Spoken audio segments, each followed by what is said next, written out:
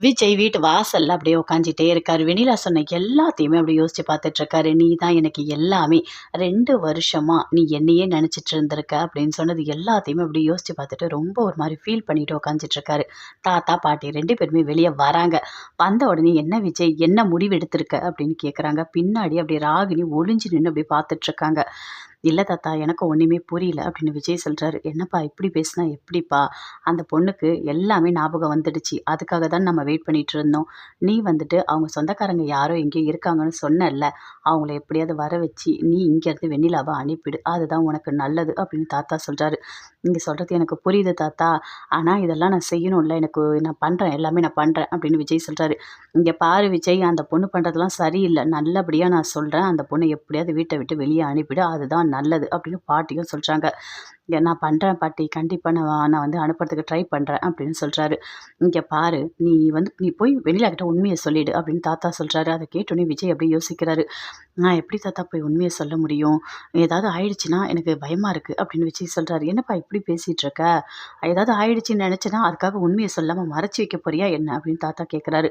"இல்ல தாத்தா, நான் சொல்றேன், கொஞ்சம் டைம் ஆகட்டும்" அப்படின்னு விஜய் சொல்றாரு. "ஒரு 2, 3 நாள் டைம் எடுத்துக்கோப்பா. நீ சொல்லிடு. ஆனா உண்மைய சொல்லிடு. இதுக்கு மேல நீ வெயிட் பண்ணா நல்லது இல்ல" அப்படின்னு சொல்லிட்டு தாத்தா சொல்றாரு. அப்படியே விஜய் ஒரு மாரி ஃபீல் பண்ணிட்டு இருக்காரு. என்ன பண்றதுன்னே அப்படியே தெரியல. "சரி, நாங்க வேணா சொல்லட்டுமா?" அப்படின்னு தாத்தா, பாட்டி 2 பேருமே கேட்குறாங்க. "ஐய்யய்யோ! நான் இல்லாதப்போ காவேரிய பத்தி ஒரு வார்த்தை கூட நீங்க பேசவே கூடாது" அப்படின்னு விஜய் சொல்றாரு. "இல்லப்பா, நீ நெனைக்கிற மாதிரிலாம் நான் சொல்ல மாட்டேன். எடுத்தேன், கவுத்தேன்னு எதுவுமே பண்ண மாட்டேன். எல்லாமே நான் கொஞ்சம் பொறுமையா எடுத்து சொல்றேன்" அப்படின்னு தாத்தா சொல்றாரு. அப்படியா தாத்தா சொல்றீங்க? சரி, பேசி பாருங்க. பார்க்கலாம்" அப்படின்னு விஜய் சொல்றாரு. "நான் பார்த்துக்கிறேன்ப்பா. உனக்கு தெரியும்ல நான் எப்படி பேசுவேன்னு சொல்லிட்டு" அப்படின்னு தாத்தா சொல்றாரு. "சரி தாத்தா, எதுவும் ஆகக்கூடாது. கொஞ்சம் பொறுமையா எடுத்து சொல்லுங்க" அப்படின்னு விஜய் சொல்றாரு. ஐய்யய்யோ! இவங்க எதுவுமே சொல்லிடவே கூடாது. எப்படியாவது எப்படியாவது வெண்ணிலாக்கு சரியாகி அப்படியே தான் இருக்கணும். அப்படியே பழைய நிலைமைக்கெல்லாம் திரும்பி போகவே கூடாது அப்படின்னு அப்படியே ராகினி அப்படியே யோசிச்சுட்டு அப்படியே நின்னுட்டே இருக்காங்க. அப்படியே போறாரு. "சரி தாத்தா, நான் போயிட்டு வரேன்" அப்படின்னு சொல்றாரு. "ஐயோ தாத்தா, காவேரி எனக்கு ஃபோன் பண்ணா. அப்படியே அவ ஃபோன் பண்ணிட்டே இருக்கும்போது தான் இது எல்லாமே நடந்தது" அப்படின்னு விஜய் சொல்றாரு. "என்னப்பா சொல்ற?" அப்படின்னு சொல்லிட்டு தாத்தா கேட்குறாரு. "இல்ல, வெண்ணிலா பேசுனது எல்லாமே காவேரி கேட்டுட்டாளான்னு எனக்கு தெரியல" அப்படின்னு சொல்லிட்டு அப்படியே ஒரு மாரி டென்ஷனா இருக்காரு. "ஐய்யய்யோ! என்னப்பா, ஏதாவது சண்டை கிண்டை போட போறாங்க" அப்படின்னு சொல்லிட்டு பாட்டி சொல்றாங்க. "இல்ல, இல்ல, காவேரி வந்து என்கிட்ட சண்டைலாம் போட மாட்டா. ஆனா மனசுக்குள்ள கொஞ்சம் வருத்தமா தான் இருக்கும் அவளுக்கு" அப்படின்னு சொல்லிட்டு விஜய் சொல்றாரு. "இங்க பாருப்பா, நீ போய் காவேரிய சமாதானப்படுத்து. நீ போ. நாங்க பார்த்துக்குறோம்" அப்படின்னு தாத்தா சொல்றாரு. அப்படியே விஜய் யோசிச்சுட்டு நின்னுட்டே இருக்காரு. "சரி, நான் கிளம்புறேன்" அப்படின்னு சொல்லிட்டு அங்கருந்து அப்படியே கிளம்புறாரு. அப்படியே ஓடி வராங்க. ஓடி வந்து வெளியில வந்து, "விஜய், விஜய் எங்க போற விஜய்? எங்க போற?" அப்படின்னு சொல்லிட்டு அப்படியே கைய பிடிக்கிறாங்க. "இரு, அவனுக்கு வந்து வேலை இருக்கு" அப்படின்னு பாட்டி சொல்றாங்க. "என்ன நீங்க இப்படி பேசுறீங்க? ரொம்ப கோவமா பேசுறீங்க" அப்படின்னு வெண்ணிலா சொல்றாங்க. "இல்லம்மா, இல்ல. அவங்க கோவமாலாம் பேசல. அவங்க எப்பவுமே அப்படிதான் பேசுவாங்க" அப்படின்னு சொல்லிட்டு தாத்தா சொல்றாரு. அப்படியே ஒரு மாரி கத்துறாங்க. "விஜய், என்னை விட்டு எங்கேயும் போகாத விஜய். 2 வருஷம் ஆச்சு தெரியும்ல. நீ எனக்கு இப்ப தான் சுயநினைவே வந்திருக்கு. விஜய், நீ என் கூடவே இருக்கணும். இன்னைக்கு நீ ஆஃபீஸ்ல லீவ் போட்டுரு. லீவ் போட்டு நீ என் கூடயே இரு" அப்படின்னு வெண்ணிலா சொல்றாங்க. அப்படியே விஜய் பார்க்குறாரு. "இல்ல, இல்ல, எனக்கு கொஞ்சம் வேலை இருக்கு" அப்படின்னு சொல்றாரு. "என்ன வேலை? ஆஃபீஸ் போறியா நீ?" அப்படின்னு வெண்ணிலா கேட்குறாங்க. "ஆமா, நான் ஆஃபீஸ் தான் போறேன். அங்க ஒரு முக்கியமான ஒரு மீட்டிங் இருக்கு. நான் போய் அட்டெண்ட் பண்ணியே ஆகணும்" அப்படின்னு விஜய் சொல்றாரு. "என்ன விஜய் இப்படி சொல்ற? நீ எப்பவுமே என் கூடவே இருக்கணும்னு நான் நினைக்கிறேன். நீ என்னை விட்டு போகணும்னு நினைக்கிற" அப்படின்னு சொல்லிட்டு ரொம்ப ஒரு மாரி ஃபீல் பண்ணி பேசிட்டு இருக்காங்க. "இல்ல, இல்ல, நான் சொல்றத கேளேன். கண்டிப்பா அங்க போய் தான் ஆகணும். அது முக்கியமான ஒரு மீட்டிங்" அப்படின்னு சொல்றாரு. அத கேட்டவுனே வெண்ணிலா சொல்றாங்க. "இல்ல, நானும் உங்க கூட வரேன்" அப்படின்னு சொல்றாங்க. அத கேட்டோனே எல்லாருமே அப்படியே பார்க்குறாங்க. "இல்ல, இல்ல, இல்ல, எனக்கு கொஞ்சம் வேலை இருக்கு. தயவு செய்து சொல்றேன். நான் மீட்டிங் அட்டெண்ட் பண்ணிட்டு வந்துர்றேன். அவன் தான் சொல்றான்ல வேலை இருக்குன்னு சொல்லிட்டு. அவன எதுக்காக இப்படி போட்டு தொல்ல பண்ணிட்டு இருக்க?" அப்படின்னு சொல்லிட்டு பாட்டி சொல்றாங்க. "என்ன விஜய் இப்படி பேசுற? ஆமா, சரி, நீ சீக்கிரமா வந்துருவியா?" அப்படின்னு சொல்லிட்டு வெண்ணிலா கேட்குறாங்க. நான் சீக்கிரமா வந்துடுறேன்" அப்படின்னு சொல்லிட்டு விஜய் சொல்றாரு. அப்படியே ஒரு மாரி பார்க்குறாரு. அப்படியே வெண்ணிலாவும் பார்க்குறாங்க. "சரி விஜய், நீ போயிட்டு வா" அப்படின்னு சொல்றாங்க. அங்கருந்து அப்படியே போறாரு. "நீ போயிட்டு வாப்பா" அப்படின்னு சொல்லிட்டு தாத்தாவும் சொல்றாரு. அங்கருந்து விஜய் போகும்போது யோசிக்கிறாரு. காவேரி என்ன சொல்றதுக்காக ஃபோன் பண்ணா? ஒண்ணுமே புரியலையே. சரி, சீக்கிரமா போய் நம்ம வீட்ல கேட்கணும் அப்படின்னு சொல்லிட்டு ரொம்ப ஆர்வமா வீட்டுக்கு போறாரு. வீட்டுக்கு போனோனே அப்படி எட்டி எட்டி பார்க்குறாரு. எங்க காவேரிய காணோம் அப்படின்னு சொல்லிட்டு அப்படி சுத்தி சுத்தி பார்க்குறாரு. காணுமே, எப்படியாவது காவேரி வந்தா நல்லாயிருக்கும் அப்படின்னு சொல்லிட்டு அப்படியே பார்த்துட்டே இருக்காரு. அப்ப கரெக்ட்டா மாமி துணி எடுத்துட்டு வராங்க காய போடுறதுக்கு. அப்படியே பார்க்குறாரு. "மாமி, ஒரு சின்ன ஹெல்ப் பண்றீங்களா?" அப்படின்னு சொல்லிட்டு விஜய் கேட்குறாரு. "சொல்லு என்ன?" அப்படின்னு சொல்லிட்டு மாமி கேட்குறாங்க. "இல்ல, காவேரி கிட்ட பேசணும். கொஞ்சம் கூப்பிடுங்க" அப்படின்னு சொல்லிட்டு விஜய் சொல்றாரு. "இங்க பாரு விஜய், எனக்கு இதெல்லாம் பிடிக்கவே இல்ல. நான் அதெல்லாம் எதுவுமே ஹெல்ப் பண்ண முடியாது" அப்படின்னு சொல்றாங்க மாமி. "என்ன மாமி இப்படிலாம் பேசுறீங்க?" அப்படின்னு சொல்லிட்டு விஜய் சொல்றாரு. இங்கே பாரு விஜய், உனக்கு என்னால் ஹெல்ப் பண்ண முடியாது அப்படின்னு சொல்லிட்டு மாமி அங்கேருந்து அப்படியே போயிடுறாங்க. விஜய் ரொம்ப ஃபீல் பண்ணுறாரு. எப்படியாவது காவேரியை பார்த்து பேசணுமே அப்படின்னு சொல்லிட்டு அப்படியே யோசிச்சுட்ருக்காரு. காவேரி அப்படியே வராங்க. வந்த உடனே பயங்கரமாக திட்டுறாங்க அவங்க அம்மா. ஏய், என்னடி பண்ணிகிட்ருக்க? சுற்றி சுற்றி ரூம் ஃபுல்லாக நடந்துகிட்ருக்க, ஒரு வேலையாவது செய்கிறியா பாரு, அந்த சிங்க்கு ஃபுல்லாக பாத்திரம் இருக்குது, போய் அதை வாஷ் பண்ண போ அப்படின்னு சொல்கிறாங்க. இருமா நான் தேய்க்கிறேன் அப்படின்னு சொல்லிட்டு காவேரி சொல்கிறாங்க. அப்படியே தேய்க்க போகிறாங்க, அதுக்குள்ளே வாமிட் வருது. அப்படியே ஓடி போய் எடுக்கிறாங்க. எடுத்த உடனே சாரதா பயங்கரமாக திட்டுறாங்க. ஏய், என்னடி பண்ணி வச்சுருக்க? பலகாரம்னா கொஞ்சமாக சாப்பிடணும், எதுக்குடி இப்படி சாப்பிட்ருக்க, இப்படி வாந்தி எடுத்துகிட்ருக்க அப்படின்னு சொல்லிட்டு திட்டுறாங்க. அம்மா ஒன்றும் இல்லைம்மா அப்படின்னு சொல்லிட்டு காவேரி. அங்கேருந்து வராங்க கங்கா. அம்மா நான் ஒன்றா பாத்திரம் தேய்க்கட்டுமா? அதெல்லாம் ஒன்றும் வேண்டாம், நீ கடைக்கு போகணும்ல, போ ஃபர்ஸ்ட்டு போயிட்டு ரெடியாகு போ அப்படின்னு சொல்கிறாங்க. அங்கேருந்து அப்படியே கங்கா போகிறாங்க. காவேரி அப்படியே போகிறாங்க. போயிட்டு மறுபடியும் வந்து பாத்திரம் தேய்க்கிறதுக்காக வராங்க. மறுபடியும் வாமிட் வருது. மறுபடியும் அப்படியே ஓடுறாங்க. பின்னாடியே சாரதா போகிறாங்க. ஏய், என்னடி ஆச்சு உனக்கு? இந்த டம்ளர் தண்ணி வாய் வாஷ் பண்ணு அப்படின்னு சொல்லிட்டு கொடுக்குறாங்க. அப்படியே வந்து வாமிட் எடுத்துகிட்டு வராங்க. என்னடி இதெல்லாம், ஏதாவது ஒன்று தின்ற. ஆனால் உன்னை வந்து ஒன்றுமே பண்ணவே முடியாது. உங்கள் அப்பா கூட சின்ன வயசில் கடைக்கு போயிட்டு இந்த பரோட்டா, இந்த சால்னா இதெல்லாம் நல்லா சாப்பிடுவேன். அதெல்லாம் சாப்பிட்டா என்ன ஆகும்? இப்படி தான் ஆகும் அப்படின்னு சொல்லிட்டு சாரதா அப்படியே திட்டிகிட்ருக்காங்க. அப்படியே பார்க்குறாங்க கங்கா. என்னம்மா இப்படி திட்டுற? சரி நானே பாத்திரம் தேய்க்கிறேம்மா அப்படின்னு சொல்கிறாங்க. ஏய், நீ பாத்திரத்தெலாம் கை வைக்காத, அவளை தேய்க்கிற, நீ போ கடைக்கு போ, டைம் ஆகுது அப்படின்னு சொல்கிறாங்க. அம்மா என்னை ஏம்மா இப்படி திட்டிகிட்டே இருக்க? எனக்கு ஒரு மாதிரி முடியலம்மா. சரி போ, நீ போய் படுப்போ, நான் கஞ்சி வச்சு கொண்டு வரேன் போ அப்படின்னு சாரதா சொல்கிறாங்க. அப்படியே போகிறாங்க. காவேரி போயிட்டு ரூமில் உட்காடுறாங்க. உட்காந்து ரொம்ப ஃபீல் பண்ணுறாங்க. இங்கே பாரு, நான் ஒரு ஆளுன்னு என்னோடய வயிற்றுக்குள்ளே நீ வந்திருக்க பார்த்தியா? இங்கே பாரு, நீ மட்டும் என் வயிற்றில் இருக்கன்னு சொல்லிட்டு உங்கள் அப்பா கிட்ட சொன்னேன்னு வச்சுக்கோ, அப்பா அவரால் தாங்கவே முடியாது, வானத்துக்கும் பூமிக்கும் குதிப்பார் தெரியுமா? ஆனால் இப்போ அவர்கிட்ட என்னால் உண்மையை சொல்லவே முடியாது அப்படின்னு சொல்கிறாங்க. அப்படியே வயிற்றில் இருக்க குழந்தைய அப்படியே கை தொட்டு தொட்டு அப்படி பேசிகிட்டே இருக்காங்க. ஆனால் ஒன்று, நான் உன்னை நல்லா பார்த்துப்பேன். உங்கள் அப்பா கதை, எங்கள் அப்பா கதை எல்லாத்தையுமே நான் உங்ககிட்ட சொல்லுவேன். உனக்கு ரொம்ப ரொம்ப சூப்பராக இருக்கும் அப்படின்னு சொல்லிட்டு காவேரி அப்படியே பேசிகிட்டே இருக்காங்க. உன்னை நான் அன்பாக பார்த்துப்பேன்னா அப்படின்னு சொல்லிட்டு இருக்காங்க. பயங்கரமாக சந்தோஷத்தோடு அப்படியே வயிற்ற தொட்டு தொட்டு பேசிகிட்டே இருக்காங்க. பேசி முடிச்சுட்டு அப்படியே காவேரி வெளியே வராங்க. வெளியே வந்தோடனே அவங்க அம்மா கேட்குறாங்க, என்னடி இப்போ பரவாயில்லையா, உனக்கு உடம்பு எப்படி இருக்குது அப்படின்னு கேட்குறாங்க. பரவாயில்லம்மா, ஒன்றும் இல்லை அப்படின்னு சொல்கிறாங்க. சரி வா, அப்பளம் காய வைக்கலாம் வா அப்படின்னு சொல்லிட்டு சாரதா அப்படியே கூட்டிகிட்டு போகிறாங்க. பின்னாடியே பாட்டியும் வராங்க. 3 பேருமே சேர்ந்து அப்பளம் எல்லாமே காய வச்சிட்ருக்காங்க. வச்சு எட்டி எட்டி பார்க்குறாரு. காவேரி எங்கே வந்துட்டாளா அப்படின்னு சொல்லிட்டு அப்படி பார்க்குறாரு. ஓ, அப்பளம் காய வச்சிட்ருக்கியா, இரு நான் ஃபோன் பண்ணுறேன் அப்படின்னு சொல்லிட்டு ஃபோன் பண்ணுறாரு. அப்படியே காவேரி எட்டி பார்க்குறாங்க. விஜயை பார்த்துட்டு ஃபோன் அப்படியே கட் பண்ணுறாங்க. ஏய், ஃபோனை எடு அப்படின்னு சொல்லிட்டு விஜய் சொல்கிறாரு. ஆனால் காவேரி ஃபோனை எடுக்கவே இல்லை. அப்படியே கட் பண்ணுறாங்க. கட் பண்ணிவிட்டு அப்பளம் எல்லாத்தையும் காய போடுறாங்க. காய போட்டுட்டு அங்கேருந்து சாரதா பாட்டி எல்லாருமே சேர்ந்து உள்ளே போகிறாங்க. காவேரியும் உள்ளே போகிறாங்க. என்ன இவ உடனே போயிட்டா, கூப்பிட்டா கூட வரமாட்டா அப்படின்னு சொல்லிட்டு அப்படியே விஜய் அப்படியே நின்று எட்டி எட்டி பார்த்துக்கிட்டே இருக்காரு. உள்ளே போன காவேரி மறுபடியும் அப்படியே வெளியே வராங்க. வந்த உடனே விஜயோட ரூமுக்கு போகிறாங்க. போன உடனே அப்படியே விஜய் பார்க்குறாரு. காவேரியும் அப்படியே ரொம்ப பாசமாக பார்க்குறாங்க. உங்ககிட்ட என்னால் ஒரு உண்மையை கூட சொல்லவே முடியல அப்படின்னு சொல்லிட்டு அப்படியே ரொம்ப ஃபீல் பண்ணுறாங்க. உங்கள் குழந்தை என் வயிற்றில் இருக்குது அப்படின்னு சொல்லிட்டு அப்படியே மனசுலேயே அப்படியே பேசிட்டு அப்படி நிற்கிறாங்க. என்ன காவேரி நின்றுட்டே இருக்க? எனக்கு நீ ஃபோன் பண்ண, அதுக்கப்புறம் என்னால் உங்ககிட்ட பேச முடியல அப்படின்னு விஜய் சொல்கிறாரு. நடந்த எல்லாத்தையும் நீ கேட்டுட்டியா அப்படின்னு விஜய் கேட்குறாரு. ஆமாங்க, அங்கே நடந்த எல்லாத்தையுமே நான் ஃபோனில் கேட்டுட்டேன் அப்படின்னு காவேரி சொல்கிறாங்க. அதை கேட்டோன்னே அப்படியே விஜய் அப்படியே ஷாக் ஆகுறாரு. இல்லை, வெண்ணிலா இப்படி திடீர்னு குணமானது நல்லது தானே அப்படின்னு சொல்லிட்டு விஜய் சொல்கிறாரு. கரெக்டு தான், நம்ம நினச்சது நடந்திருக்கு, ஓகே, நீங்கள் என்ன முடிவு எடுத்திருக்கீங்க அப்படின்னு காவேரி கேட்குறாங்க. என்ன காவேரி இப்படி பேசிகிட்டு இருக்க? நீ என் கூட வாழ்ந்திருக்க, என்னை பற்றி உனக்கு தெரியாதா? நான் உங்ககிட்ட என்ன சொன்னேன்? நீ தான் எனக்கு எல்லாமேன்னு சொன்னேன். அப்போ கூட புரிஞ்சிக்காம என்ன முடிவு எடுத்திருக்கீங்கன்னு கேட்குறேன். ஏன் காவேரி இப்படி பேசிகிட்டு இருக்க நீ அப்படின்னு சொல்லிட்டு விஜய் அப்படி ஃபீல் பண்ணி கேட்குறாரு.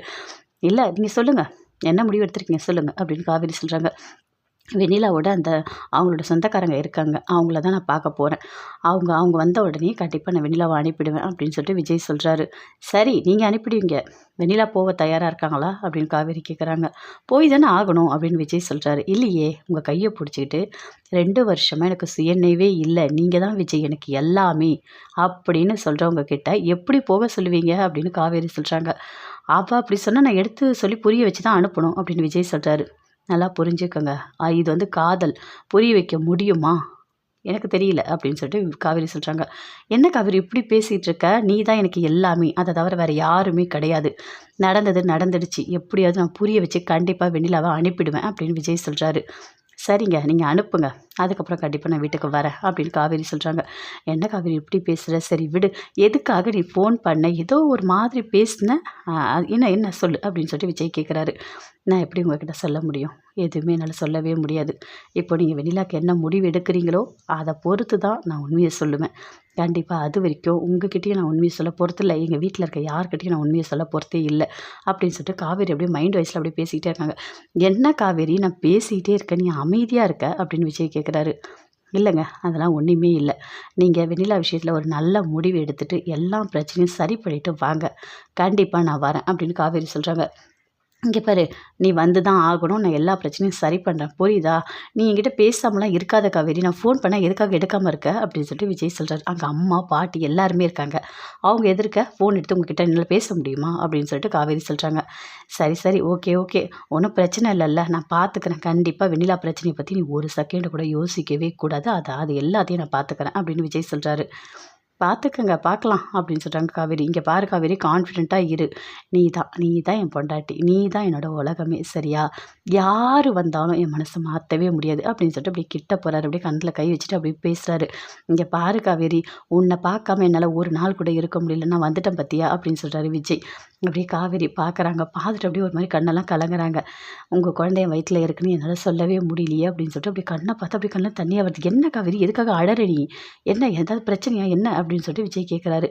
"இல்லைங்க அதெல்லாம் ஒன்றும் இல்லை. சும்மா தான் கண்ணில் தூசி விழுந்துருச்சு" அப்படின்னு சொல்லிட்டு காவேரி சொல்கிறாங்க. "காட்டு, நான் உன்ன கண்ணை ஊதி விடுறேன்" அப்படின்னு சொல்லிட்டு கண்ணை ஊதி விடுறாரு. அப்படியே ரொம்ப ஃபீல் பண்ணுறாங்க. "இந்த சந்தோஷமான விஷயத்த சீக்கிரமாக நான் உங்ககிட்ட சொல்லணும்னு நினைக்கிறேன். அதுக்கான நாள் சீக்கிரமாக வரணும். நீங்கள் வெண்ணிலாக்கு எல்லாமே நல்லபடியாக முடிச்சுட்டு நீங்கள் வந்துருங்க" அப்படின்னு சொல்லிட்டு அப்படியே மனசுக்குள்ளே அப்படியே ரொம்ப ஃபீல் பண்ணிவிட்டு அப்படியே விஜயே பார்க்குறாங்க. "இப்போ பரவாயில்லையா காவேரி, ஒன்றும் இல்லைல்ல கண்ணில்?" அப்படின்னு சொல்லிட்டு விஜய் கேட்குறாரு. "இல்லைங்க இல்லை, கண்ணெல்லாம் சரியாயிடுச்சு, ஒன்றும் இல்லை" அப்படின்னு சொல்லிட்டு காவேரி சொல்கிறாங்க. "சரி நான் போயிட்டு வரேன்" அப்படின்னு சொல்லிட்டு காவேரி அங்கேருந்து அப்படியே போகிறாங்க. விஜய் அப்படியே திரும்பி திரும்பி பார்த்துட்டே போகிறாங்க. "இவ்ளோ பாசத்த என் மேல வச்சிருக்கா, எதுக்காக இவ இப்படி நடந்துக்கிறான்னு தெரியவே இல்லையே!" அப்படின்னு சொல்லிட்டு விஜய் ஒரு பக்கம் ஃபீல் பண்ணுறாரு. எப்படியாவது வெண்ணிலாவோட அந்த சொந்தக்காரங்கள எப்படியாவது கண்டுபிடிச்சி வெண்ணிலாவ அவங்ககிட்ட ஒப்படைச்சிடணும் அப்படின்னு சொல்லிட்டு அப்படி யோசிச்சுட்ருக்காரு. அங்கே அந்த தாத்தா ஃபோன் பண்ணுறாரு. அட்டன் பண்ணி விஜய் பேசுகிறாரு. "என்னப்பா அங்கே போனியே, என்ன நடந்தது? இங்கே நடந்த எல்லாத்தையுமே காவேரி ஃபோனில் கேட்டாச்சா?" அப்படின்னு சொல்லிட்டு தாத்தா கேட்குறாரு. "ஆ எல்லாமே காவேரிக்கு தெரிஞ்சிடுச்சு" அப்படின்னு சொல்லிட்டு விஜய் சொல்கிறாரு. "ஐயய்யோ! என்னப்பா ஏதாவது பெரிய பிரச்சனை ஆயிடுச்சா என்ன?" அப்படின்னு சொல்லிட்டு தாத்தா கேட்குறாரு. "இல்ல, இல்ல. காவேரி நான் தான் சொன்னேன்ல, காவேரிக்கு எல்லாத்தையும் புரிஞ்சுப்பா. அதெல்லாம் அவ எதுவுமே சொல்லவே இல்ல. நீங்க வெண்ணிலா விஷயத்துல என்ன முடிவெடுக்க போறீங்களோ, நல்ல முடிவா இருக்கணும். அவ்வளோதான் சொன்னா" அப்படின்னு சொல்லிட்டு விஜய் சொல்றாரு. "சரிப்பா, காவேரி வந்து ரொம்ப பக்குவப்பட்ட பொண்ணு மாதிரி தான் இருக்கு.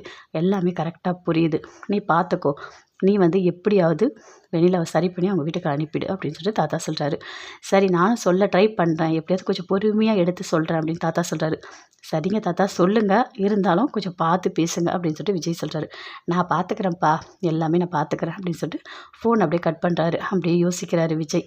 எப்படியாவது இந்த பிரச்சனை எல்லாத்தையுமே சரி பண்ணிடணும்னு சொல்லிட்டு. காவேரி வீட்ல இருக்காங்க. அங்கேருந்து கங்கா, குமரன் எல்லாருமே சேர்ந்து நைட்டு வீட்டுக்கு வராங்க. வந்த உடனே கங்கா கேட்குறாங்க. "ஏய் நீ வாமிட் போய் எடுத்துகிட்டே இருந்தே இப்போ எப்படி இருக்கு உனக்கு?" அப்படின்னு கங்கா கேட்குறாங்க. "இல்லைக்கா பரவாயில்ல" அப்படின்னு காவேரி சொல்கிறாங்க. "ஆமாம் அவள் தான் கிடைச்சதெல்லாம் சாப்பிட்டு வாந்தி எடுத்து கிடக்குறா. ஐயோ கடவுளே!" அப்படின்னு சொல்லிட்டு சாரதா சொல்கிறாங்க. "அம்மா நீ எப்போ பார்த்தாலும் நீ வந்து காவேரி திட்டிகிட்டே இருக்காதம்மா, விடுமா, இதெல்லாம் ஒரு பெரிய பிரச்சனையா?" அப்படின்னு சொல்லிட்டு கங்கா சொல்கிறாங்க. "என்ன காவேரி உண்மையாவா? ரொம்ப வாந்தி எடுத்துகிட்டே இருந்தியா?" அப்படின்னு சொல்லிட்டு குமரன் கேட்குறாரு. "ஆமாம்மாம்மா, இந்த முறுக்கு ஏதோ சாப்பிட்டேன். அது ஏதோ ஒத்துக்கல போல இருக்கு. அதனால தண்ணி குடிச்சா கூட வாமிட் வந்துடுது" அப்படின்னு காவேரி சொல்கிறாங்க. "சரி, சரி. உனக்கு ஏதாவது நான் போய் டேப்லெட் வாங்கி கொடுக்கட்டுமா?" அப்படின்னு குமரன் சொல்கிறாரு. "இல்லைம்மாம்மா எனக்கு அதெல்லாம் இப்போ வேண்டாம்.